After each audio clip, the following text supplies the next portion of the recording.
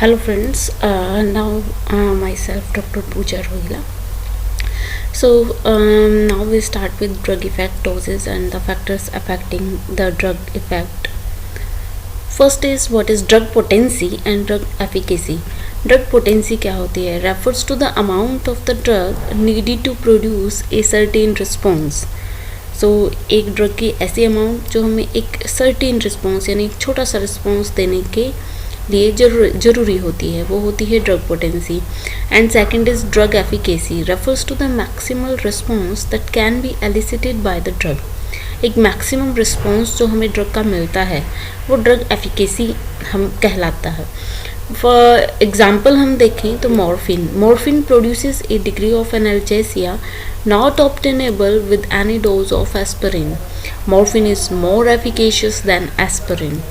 तो मॉर्फिन से जिस लेवल का हमें एनाल्जेसिक इफ़ेक्ट यानी पेन रिलीफ इफ़ेक्ट मिलता है वो किसी भी एस्पिरिन से नहीं मिलता. सेकेंड टर्म आती है combined effect of the drug. When 2 or more drugs are given simultaneously or in quick time interval, they may be either indifferent to each other or exhibit synergism or antagonism. अगर हम 2 या 2 से ज़्यादा drug को एक साथ देते हैं इन क्विक टाइम इंटरवल या आगे पीछे देते हैं, टाइम इंटरवल बहुत कम है, तो वहाँ पे क्या है, आपको या तो उस ड्रग का सिनर्जिज्म देखने को मिलेगा या एंटागोनिज्म. अब सिनर्जिज्म क्या होता है? सिन माने टुगेदर, एर्गोन माने वर्क, यानी वो मिल के काम करती हैं. अगर आप 2 दवाई या 2 से ज़्यादा दवाइयाँ एक साथ दे देते हो तो मिल के काम जब करती हैं तो उसे सिनर्जिज्म इफेक्ट कहते हैं. When the action of one drug is facilitated or increased by the other, यहाँ पे एक ड्रग का काम जो है वो दूसरी ड्रग देने से बढ़ जाता है. They are said to be synergistic. यहाँ पे जो सिनर्जिज्म है और सिनर्जिस्टिक ड्रग भी 2 तरह से काम करती है. First is additive and second is supra additive. Additive क्या होता है? The effect of the 2 drugs is in the same direction and simply adds up. यानी 2 ड्रग्स का जो इफेक्ट होता है वो सेम डायरेक्शन में होता है, सिंपली एड अप हो जाता है. यानी उन दोनों का अब कंबाइंड इफेक्ट हमें देखने को मिलता है. जैसे अगर हम बात करें एस्पिरिन को, अगर हम पैरासीटामोल के साथ देते हैं, ठीक है, aspirin is mainly analgesic and paracetamol is mainly the antipyretic. और अगर हम इनका कंबाइंड इफेक्ट देखें यानी पैरासीटामोल को एस्पिरिन के साथ देंगे तो हमें एनाल्जेसिक एंड एंटीपायरेटिक इफेक्ट क्या है, साइमल्टेनियसली देखने को मिलेगा. यहाँ पे 2 काम जो थे यानी एस्पिरिन का जो काम था और जो पैरासीटामोल का काम था वो ऐड हो गया और हमें एक कंबाइंड इफेक्ट देखने को मिला. सेकेंड क्या होता है? Supra additive. The effect of the combination is greater than the individual effect of the component. यानी उसका जो हम 2 ड्रग दे रहे हैं उनका कम्बिनेशन एक ग्रेटर इफेक्ट देगा. यानी जो इफेक्ट वो सिंपली सिंगल अलग अलग देने में देते हैं वो ऐड होने पे उससे ज़्यादा इफेक्ट देंगे. जैसे फॉर एग्जांपल अगर एड्रेनलिन को हम देते हैं कोकेन के साथ तो वहाँ पे हमें इनहिबिशन ऑफ न्यूरोनल अपटेक वहाँ पे हमें देखने को मिलेगा. तो यहाँ पे ये सुप्रा एडिटिव एक्शन है और एक एडिटिव एक्शन जो दोनों ही क्या है, सिनर्जिज्म का पार्ट होता है. सेकंड आता है आपका एंटागोनिज्म. नाम से ही पता चल रहा है यानी opposite direction. When one drug decreases और एबोलिशेस द एक्शन ऑफ अनदर, यानी जो एक दवाई है वो दूसरी दवाई का जो काम है उसको दबा रही है, उसको कम कर रही है, तो उसको हम क्या बोलते हैं? एंटागोनिस्ट बोलते हैं, एंटागोनिस्टिक बिहेवियर बोलते हैं. तो ये भी 4 तरह से हो सकता है. First is physical antagonism. क्या होता है? Based on the physical property of the drug. Physical जो एंटागोनिज्म होता है फिजिकल प्रॉपर्टी पे डिपेंड करता है. जैसे charcoal absorb alkaloids and can prevent the absorption. जैसे एल्कलॉइडल अगर पॉइजनिंग हो गई है, किसने एल्कलॉइडल पॉइजन लिया है, वहाँ पे हम चारकोल देते हैं. चारकोल की क्या करता है? एब्जॉर्ब कर लेता है एल्कलॉइड को और वहाँ पे क्या है, उसके एब्जॉर्प्शन को रोक देता है. यानी आपने जो पॉइजन लिया है, जो आपने जहर खाया है, वो क्या है, अब सर्कुलेटरी सिस्टम में नहीं जाएगा तो पूरी बॉडी में सर्कुलेट नहीं होगा. Second is chemical antagonism. The two drug react chemically and form an inactive product.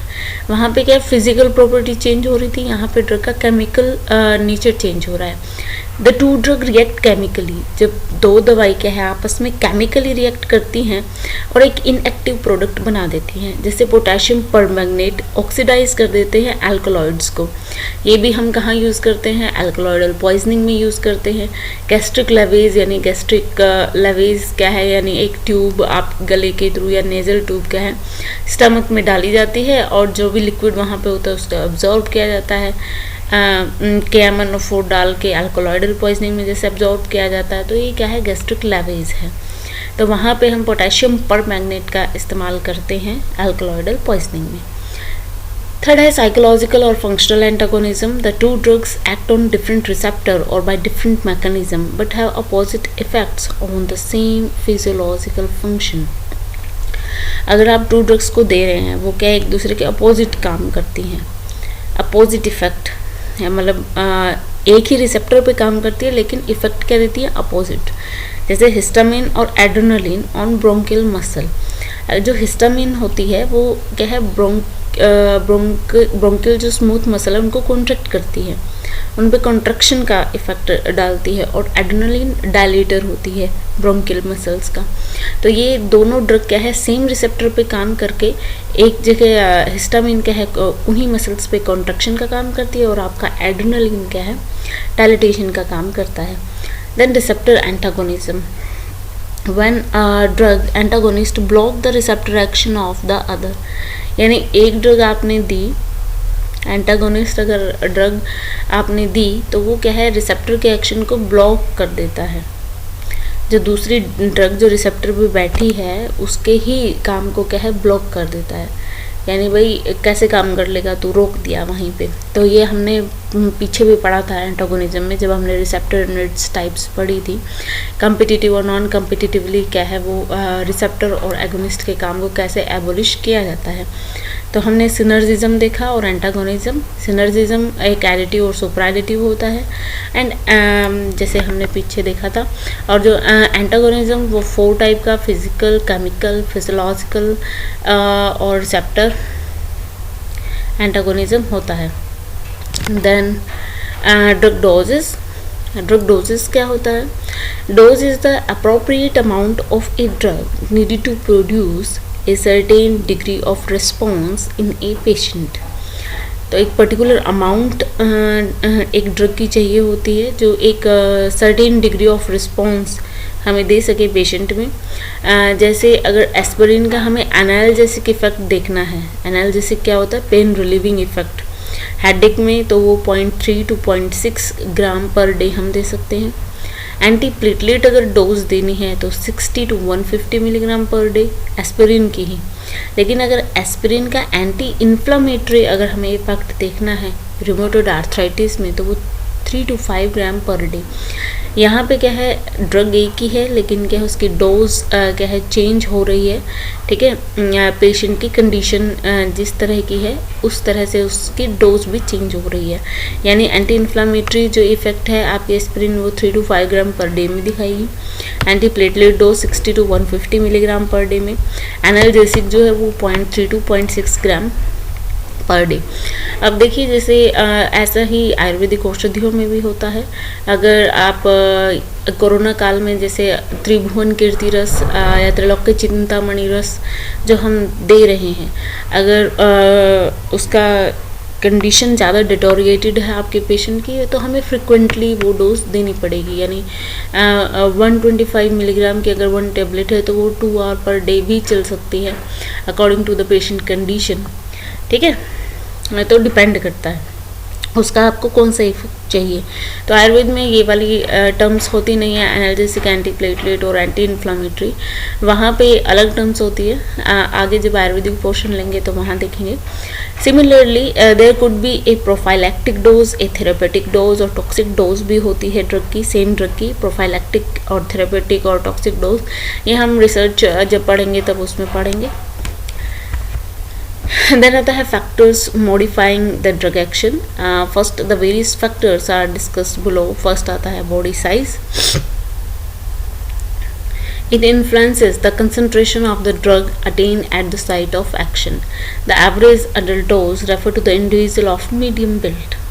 ठीक है, मीडियम बिल्ड का जो पेशेंट होता है उसी के अकॉर्डिंग क्या है एक डोज हम देते हैं, एक डोज बनाई जाती है। ठीक है, मीडियम बिल्ड के जो पेशेंट है उसके अकॉर्डिंग ही एक ड्रग की डोज होती है। लेकिन अगर उसका बिल्ट ओबीज है या लीन है, जैसे ओबीज और लीन इंडिविजुअल है या चिल्ड्रन है, तो वहाँ पे डोज क्या है कैलकुलेट करते हैं बॉडी वेट बेसिस पे। जैसे इंडिविजुअल डोज अगर हम कैलकुलेट करें तो body weight in kilogram by 70 into में एवरेज एडल्ट डोज। एवरेज जो कोई भी डोज एक पर्टिकुलर थेरेपेटिक डोज होती है किसी भी ड्रग की, वो अडल्ट डोज ही होती है, एवरेज अडल्ट की होती है। अगर आपको इंडिविजुअल डोज निकालनी है तो बॉडी साइज़ के अकॉर्डिंग आप वेट के थ्रू निकाल सकते हैं, बॉडी वेट के थ्रू। ठीक है, तो यहाँ पे जैसे डिफरेंट इंडिविजुअल हमने दिखा रखे हैं। ठीक है, यहाँ पे क्या है किसी का बॉडी वेट कम है, किसी का बॉडी वेट ज़्यादा है, तो उसके अकॉर्डिंग आप क्या है बॉडी साइज़ के अकॉर्डिंग आप क्या है एक इंडिविजुअल की डोज निकाल सकते हैं। Next, the dose of the drug. Next आता है age. The dose of a drug for children is often calculated from the adult dose. एक अडल्ट डोज से चिल्ड्रन की भी डोज निकाली जाती है, तो उसमें चिल्ड्रन डोजेस में क्या है दो फार्मूले आते हैं, Young's formula and Dilling formula. और भी बहुत सारे फार्मूला है, यहाँ ये सिंपल फार्मूला है। चाइल्ड डोज अगर हमें निकालना है तो age in year by age plus 12 into adult dose.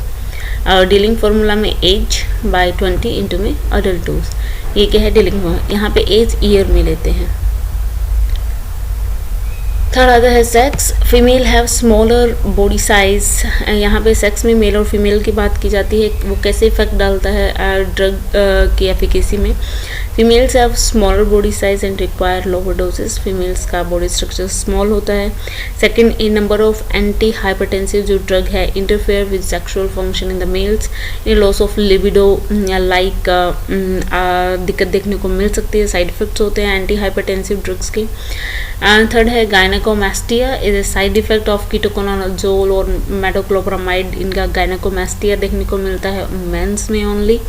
Women में क्या होता है, consideration must also be given to the menstruation, pregnancy and lactation. यहाँ पे एक स्पेशल कंसिडरेशन की क्या है आवश्यकता होती है। ठीक है, drug given to pregnancy can affect the foetus, because अगर आप प्रेगनेंसी में कोई भी ड्रग देते हो वो फीटस पे भी उतना ही इफेक्ट दिखा सकती है। फिफ्थ आता है जेनेटिक। एंड जेनेटिक्स में the dose of a drug to produce the same effect में vary by 4 to 6 fold among different individual. यानी एक ही ड्रग की डोज, यानी मान लो आप पैरासीटामोल 600 मिलीग्राम हर इंडिविजुअल में दे रहे हैं, लेकिन इफेक्ट क्या है 4 to 6 फोल्ड आपको डिफरेंट देखने को मिल सकता है हर इंडिविजुअल में। All the key determinants of the drug responses जो होते हैं, आपका ड्रग का जो रिस्पॉन्स मिलता है वो वाया किसके थ्रू मिलता है, ट्रांसपोर्टर्स, मेटाबोलाइजिंग जो एंजाइम्स हैं, आयन चैनल्स है, रिसेप्टर है, with couplers and effectors are controlled genetically. ये क्या है सब जेनेटिकली ही क्या है कंट्रोल होता है। तो जेनेटिकली किसी का मेटाबॉलिज्म फास्ट हो सकता है, किसी का स्लो हो सकता है, किसी के रिसेप्टर ज़्यादा एक्टिव हो सकते हैं, किसी के कम हो सकते हैं। तो ये सब क्या है डिपेंड करता है, पर्सन टू पर्सन अलग अलग हो सकता है।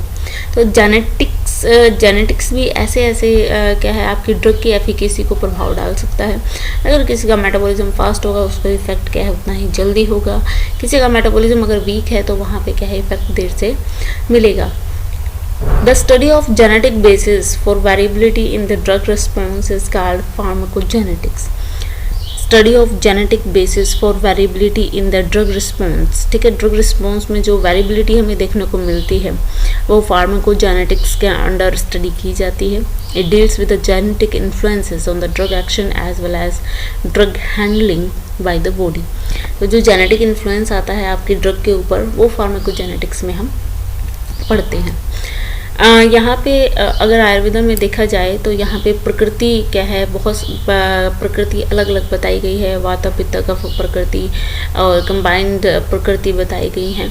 तो यहाँ पे वो डायरेक्ट लिंक हम लगा सकते हैं कि वो जेनेटिकली क्या है, हाँ मोटा मोटा तौर से उन्होंने डिफ्रेंशिएट कर दिया कि ऐसे ऐसे इंडिविजुअल होते हैं, तो आप इनके अकॉर्डिंग क्या है दवाई अपनी दे सकते हो। आयुर्वेद में वैसे भी बताया गया है, in addition personalised medicine approach यानी पुरुषम पुरुषम विक्षय सिद्धांत जो होता है, पुरुषम पुरुषम विक्षय यानी हर एक पुरुष की क्या है को देखकर युक्ति से क्या है अलग अलग उनकी औषधि जाननी चाहिए, अलग अलग उनका क्या है चिकित्सा सिद्धांत होना चाहिए। Is well employed by the Ayurvedic physician in diagnosis and treatment में अलग अलग हम प्रत्येक जो व्यक्ति है उसमें डायग्नोसिस भी अलग होगा, ट्रीटमेंट भी अलग होगा। आज के टाइम में आप देख सकते हो कोरोना के जो सिम्टम्स हैं वो अगर डायग्नोसिस में भी देखो तो हर एक सिम्टम हर एक व्यक्ति में नहीं मिल रहा है, ठीक है, और हर एक जो ड्रग है वो हर एक व्यक्ति पे काम नहीं कर रही है। ये तो यानी एक हमें युक्तिपूर्वक क्या है पुरुषम पुरुषम विक्षय के सिद्धांत पर चलना चाहिए। हर एक व्यक्ति की ड्रग अलग होगी, हर एक व्यक्ति का डायग्नोसिस अलग होगा। यहाँ पे श्लोक भी है, योग मासाम तु यो विद्यात देश काल उपपादितम पुरुषम पुरुषम विक्षय स गेयो भीषक उत्तम, यानी उत्तक भीषक। उत्तम भीषक का मतलब क्या होता है, डॉक्टर यानी वैद्य। उत्तम भीषक किसे कहते हैं, जो देश जिस स्थान पर आप रह रहे हो, काल यानी ऋतु कौन सी चल रही है, ठीक है, उसके आधार पर उसको जानकर हर एक पुरुष को क्या है अलग अलग क्या है योग बना कर दे या इन सब को कंबाइन करके अलग अलग चिकित्सा करे तो वो ही उत्तम भीषक होता है। यहाँ पे देखिए डिफरेंट इंडिविजुअल हैं तो सबकी क्या है चिकित्सा भी अलग अलग होगी। Acharya successfully describe 3 microfine constituents of these germs cell via that is बीज भाग एंड बीज भाग अवयवा। यानी अगर जैसे हमने मॉडर्न अगर बायोलॉजी में देखें तो हमने cell, nucleus and then DNA में क्रोमोसोम्स, जीन्स, ये सब क्या है माइक्रो कॉन्स्टिट्यूएंट्स हमने मान रखे हैं। वैसे ही आचार्यों ने बीज भाग अवयव और बीज भाग इन्होंने दिया है। The name suggest that they are in descending serial subconstituent of the former and later is the finer than former। यानी ये क्या है बीज उसका फाइनर कॉन्स्टिट्यूएंट है बीज भाग एंड बीज भाग उससे भी फाइनर कॉन्स्टिट्यूएंट है, उससे भी छोटा कंटेंट है। It can be interfered in the term of, अगर हम बीज को क्या है कैसे मान सकते हैं, बीज को हम न्यूक्लियस ले सकते हैं, सेल का न्यूक्लियस। बीज भाग को हम क्या ले सकते हैं, chromosome in the nucleus. And बीज भाग अवयव को हम क्या ले सकते हैं, जीन्स। बीज भाग के अवयव हैं ये, अगर बीज भाग है तो उसका क्या है जेनेटिक्स, जो जीन्स होते हैं उसी के अवयव होते हैं, उसी के पार्ट्स होते हैं। Genetic polymorphism is due to difference in the DNA sequence among individual groups और पॉपुलेशन, ठीक है। जो जेनेटिक पॉलीमॉर्फिज्म हमें देखने को मिलता है, डिफरेंट जेनेटिक्स हमें देखने को मिलती है, वो किस क्योंकि डीएनए सीक्वेंस जो होता है इंडिविजुअल्स में, ग्रुप्स में, पॉपुलेशन में क्या है अलग अलग होता है। Pharmacogenomics is the use of genetic information to guide the choice of drug and dose on an individual basis. जो जेनेटिक इन्फॉर्मेशन फार्माकोजेनोमिक्स देती है, ठीक है, ताकि हम एक इंडिविजुअल बेसिस पे ड्रग ऑफ चॉइस अलग अलग हो सकती हैं। It intends to identify individual who are either more likely और less likely to respond to a drug. जैसे आयुर्वेदा में है कि कौन सी ड्रग किस व्यक्ति पे अच्छा काम करेगी। Attempt is made to define the genetic basis of the individual profile of drug response and to predict the best treatment option for him. यानी इससे हम एक बेस्ट ट्रीटमेंट ऑप्शन क्या है हम एक इंडिविजुअल के लिए क्या है ला सकते हैं फार्माकोजेनोमिक्स के through. 6th root of administration, ये कैसे इफेक्ट डालती है ड्रग एफिकेसी पे। पैरेंटल एडमिनिस्ट्रेशन यानी other than oral is often resorted to the more rapid, more pronounced and more predictable drug action वहाँ पे हमें देखने को मिलेगा। अगर आप IV, IM अगर इंजेक्शन दे रहे हैं, ऑरली नहीं दे रहे हैं ड्रग को, तो फास्ट एक्शन आपको देखने को मिलेगा। A drug may have entirely different uses through different routes, तो एक ड्रग का डिफरेंट रूट से अलग अलग एक्शन हो सकता है। ओरली मैग्नीशियम सल्फेट कोज परगेशन, अगर ओरली मैग्नीशियम सल्फेट को देते हो तो वो परगेशन कराएगी। अगर स्प्रेन्ड जॉइंट पे स्प्रेन हो रहा है जॉइंट पे, उस पर अप्लाई करेंगे तो वो स्वेलिंग डिक्रीज करेगी। अगर आईवी देते हो तो ये सीएनएस डिप्रेशन और हाइपोटेंशन का काम करेगी। 7th है environmental factor and the time of administration. तो several environmental factor affect drug responses, जैसे इंसेक्टिसाइड, कार्सिनोजेंस है, टबैको स्मोक है, consumption of alcohol are well known to induce drug metabolism. ये क्या इंड्यूस कर बहुत सारे ड्रग के मेटाबॉलिज्म को क्या है इंड्यूस करते हैं। Type of diet and temporal relation between drug injection and meals can alter the drug absorption. तो कौन सी टाइप की आप डाइट खा रहे हैं, वेजिटेरियन है, नॉन वेजिटेरियन है, या मील्स कितने इंटरवल पे आप ले रहे हो, ड्रग के बाद लिया है पहले लिया है, वो सब क्या है आपकी ड्रग की एफिकेसी पे क्या है इफेक्ट डालते हैं। Food interfere with the absorption of ampicillin, अगर एम्पेसिलिन को अगर फूड के साथ लेते हो आप तो वो क्या है उसके एब्जॉर्प्शन को हैम्पर करती हैं। आपने आयरन के बारे में सुना होगा, कैल्शियम को दूध के ही साथ लेते हैं क्योंकि वो उसका एब्जॉर्प्शन बढ़ा देता है। साइकोलॉजिकल फैक्टर 8th है efficacy of a drug can be affected by the patient believes, attitudes and expectation. Believe भी होना चाहिए आपके पेशेंट को, ठीक है, कि ये ड्रग काम करेगी। होता है ना, ये साइकोलॉजिकल फैक्टर होता है। वही ड्रग अगर एक झोला छाप डॉक्टर जिस पे बहुत विश्वास है भाई, ठीक है, वो दे, एक आप दे, तो उसकी ड्रग वही होगी लेकिन वो क्या है काम कर जाएगी। क्यों? वहाँ पे साइकोलॉजिकल फैक्टर काम कर रहा है। This is particularly applicable to certain acting drug. Example, जैसे nervous and anxious patient require more general anaesthetic. ये वैसे कोई एग्जाम्पल साइकोलॉजिकल फैक्टर आजकल हर ड्रग में क्या है अप्लाई हो सकता है। यहाँ पे साइकोलॉजिकल फैक्टर में अगर हम एक्सप्लेन करने के लिए एक ड्रग आती है प्लेसिबो, यानी आई शैल प्लीज लैटिन वर्ड है। This is an inert substance which is given in the garb of a medicine. यहाँ पे प्लेसिबो क्या होता है, हम मेडिसिन ना दे के हम एक इनर्ट सब्सटेंस देते हैं पेशेंट को, जैसे कैप्सूल का कवर वही, लेकिन हमने उसमें स्टार्च डाल के पेशेंट को दे दिया, ठीक है, वो क्या होती है एक प्लेसिबो ड्रग होती है। It works by the psychological, फिर भी पेशेंट ठीक होता है। वो क्या है, ड्रग ने काम नहीं किया, वो साइकोलॉजिकली क्या है पेशेंट ठीक हो रहा है। It works by psychological rather than the pharmacological means and often produces responses equivalent to the active drug, ठीक है, वैसा ही रिस्पॉन्स क्या है प्लेसिबो दे रही है, तो वहाँ पे साइकोलॉजिकल फैक्टर काम करता है। Some individuals are more suggestible and easily respond to a placebo. बहुत सारे इंडिविजुअल प्लेसिबो के लिए ज़्यादा अच्छे से क्या है रिस्पॉन्ड करते हैं, उन्हें प्लेसिबो रिएक्टर्स बोलते हैं, ठीक है। 2 सिचुएशंस में हम यूज़ कर सकते हैं placebo as a control device in clinical trial of the drug, ठीक है। अगर क्लिनिकल ट्रायल हम कर रहे हैं, क्लिनिकल ट्रायल्स पढ़ेंगे कैसे होता है आगे, ठीक है, उसमें क्या है अगर आपको एक कंट्रोल ड्रग चाहिए, साथ में 2 ग्रुप चल रहे हैं, एक में कंट्रोल ड्रग देनी है, तो आप प्लेसिबो यूज़ कर सकते हैं to treat a patient who in the opinion of the physician does not require an active drug, ठीक है। कुछ पेशेंट ऐसे भी होते हैं, ठीक है, जो थोड़े से एंग्जाइटी वाले होते हैं, ठीक है। अगर फिजिशियन को लगे कि यहाँ पे इसको एक एक्टिव ड्रग की ज़रूरत नहीं है तो वहाँ पे भी आप प्लेसिबो दे सकते हैं। 9th है पैथोलॉजिकल स्टेट, ठीक है, कैसे इफेक्ट करती है। Not only drugs modify disease process, several disease can influence the drug disposition and drug action, ठीक है। बहुत सारी जो डिजीज़ की स्टेट है वो भी क्या है आपके ड्रग के एक्शन को इफेक्ट करती है।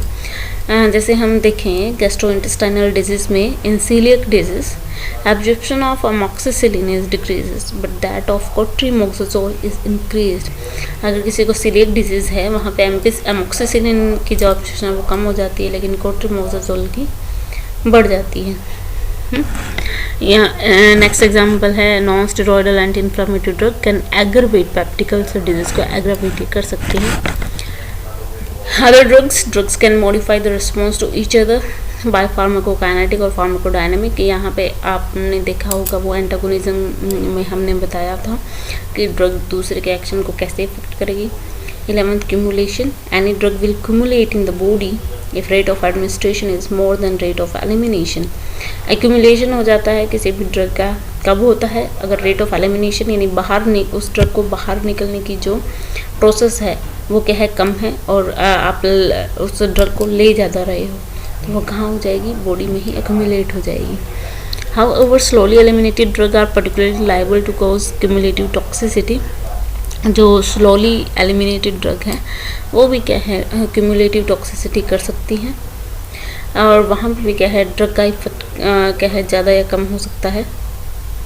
जैसे अगर हम प्रोलॉन्ग्ड यूज़ ऑफ क्लोरोक्वीन अगर हम ज़्यादा यूज़ कर सकते हैं तो वहाँ पे रेटिनल डैमेज देखने को मिल सकता है।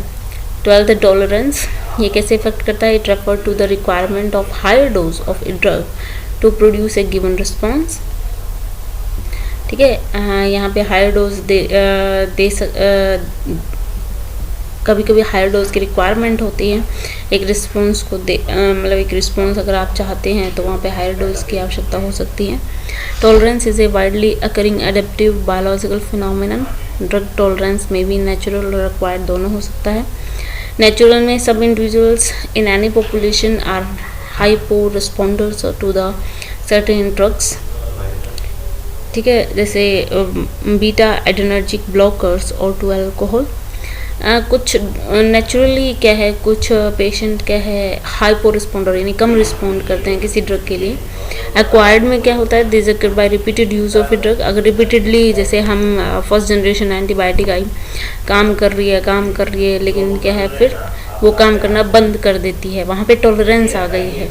ठीक है, एक इंडिविजुअल के लिए, तो वहाँ पे क्या है, सेकंड जनरेशन आई, फिर थर्ड जनरेशन, फिर फोर्थ जनरेशन ऑफ एंटीबायोटिक्स आई, यानी टॉलरेंट कैपेसिटी बढ़ जाती है और उसके लिए क्या है आपका पेशेंट क्या है अब रिस्पॉन्ड नहीं करता।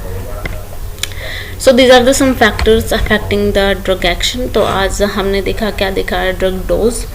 ठीक है, सिनर्जिज्म क्या होता है, एंटागोनिज्म क्या होता है। ठीक है, सिनर्जिज्म जब दो से अधिक ड्रग अगर हम देते हैं तो वो कैसे कंबाइंड इफेक्ट दिखाती हैं। एंटागोनिज्म क्या होता है, ड्रग डोज यानी एक ही ड्रग की डिफरेंट डोजेस डिफरेंट पेशेंट के लिए डिफरेंट डिजीज़ के लिए अलग अलग हो सकती हैं।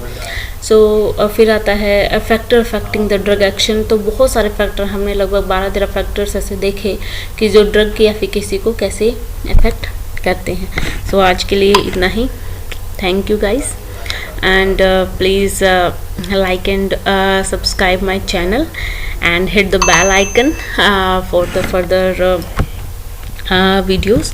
अगर आप कोई भी कोई और वीडियो किसी टॉपिक पे अगर चाहते हैं तो प्लीज़ मुझे ज़रूर बताइएगा। Thanks a lot.